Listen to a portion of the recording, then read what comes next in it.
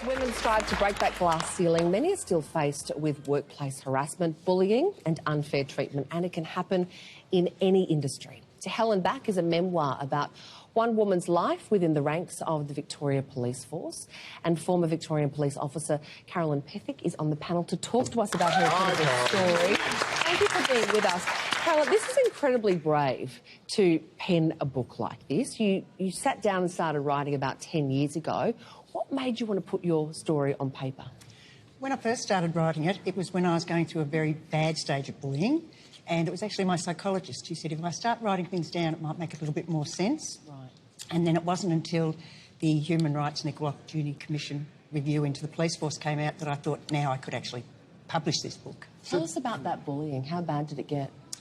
It got to the stage where I couldn't even drive to work in the morning. I'd have a panic attack on the way. I was taking days off work.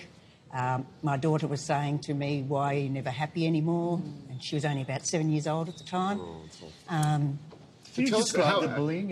How old were you when you joined the police force, and how did it did it start straight away, or when did it start and how did it start? What was it? I joined at 21, which was the youngest women could join at. Men could join at 18, but women had to wait the extra 3 years to mature. Yeah, right. And then virtually I did the police academy and then went to my training station, and the senior sergeant there within the first couple of weeks said to me, "I've never worked with a female. I have no intentions of ever working with a female, so just keep out of my way." So how then did you manage to stay in the force for so long? And, I mean, you say that you got to the point where you were no longer felt like you were yourself anymore. How did you manage that? It was my daughter that got me through, and so many other females I'd spoken to pulled the plug. They just couldn't handle it. And I was absolutely determined I wasn't going to let that happen to me. I loved the police force. I stayed in it for 30 years. I'd be crazy to have stayed in a job I didn't love. And so in that 30 years when you were going through all this bullying, did you not feel you could say something then, or was it intimidation? Or? In the early years, it was just accepted. That's how females were treated. And give me some other examples of bullying. Of how you were treated. Okay. Yeah. One day, I'd been working temporary duties at the Vice Squad, and as I was finishing my time there, I asked the boss for a reference. And he said, "Oh, certainly, you know, you've done a really good job here, but if you want a really good reference, I expect you on my desk naked when we get back to the office." Oh. And he was not joking. Oh. So was that sexual harassment quite common as well? Yes, Yep. yes. I was told later that he was known for that. Were you scared to write this book? Very, yes. But I was determined to do it because I think until people actually speak out about it and know that they're not alone, nothing's going to change. So what has happened then since you wrote the book? Have things started to change? Have people been coming to you with their own stories? Definitely. I go out and speak quite regularly now, and not one talk do I not give that somebody comes up to me and says, "I've gone through a similar thing," and it's brave of you to do it.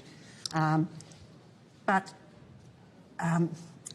I don't really know that it's going to change overnight. I think things are going to take a long time to change. And part of it, I suppose, you often hear about this sort of culture is the false accusations and the character assassination. So if you do speak out or whatever, you're portrayed as a troublemaker or a liar. Tell us about some of the things that were said about you. Okay.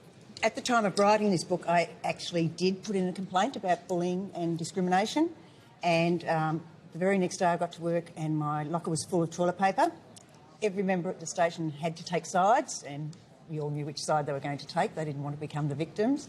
And then within 2 weeks, I had allegations of misuse of police information, where they actually threatened me with definitely losing my job and possibly jail. So you're basically framed. Yes, and when they came out with those allegations, my complaint file just disappeared. Did you have any allies? Were there other female officers who stood up and went, "No, this isn't right, we're backing you," or was it the sort of situation where it was every person for themselves? No, at that time I had a very, very good inspector and a senior sergeant that supported me, but they even Men found... or women? Men. Yeah. And they even found they were hitting their head against a brick wall. So what do you say to women that would want to, if any young girls out there are thinking of a career in the police force, what would you say to them? I think the police force is a great career, and I do believe that it is changing. It hasn't changed for the best yet, but it is changing, and I'd recommend it to any female, but you've got to stand up, you've got to stand your ground, and it's not acceptable behaviour.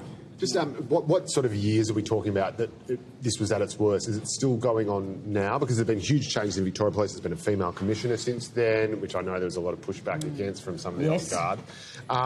But what sort of years was this happening, and is it still happening now? This was only happening 10 years ago, to me. Right. I think that now that there's a lot more females in the police force, things are changing. I think men actually like to work with policewomen now. Yeah.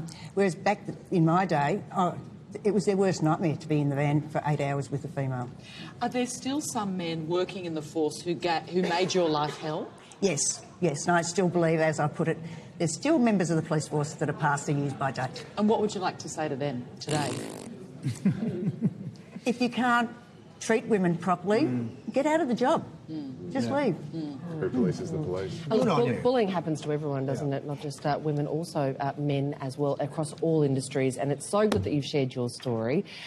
You can read Carolyn's amazing story. Her book is called To Hell and Back, A Policewoman's Story. It's out now. Carolyn Pethick, thank you for being so brave and speaking with us.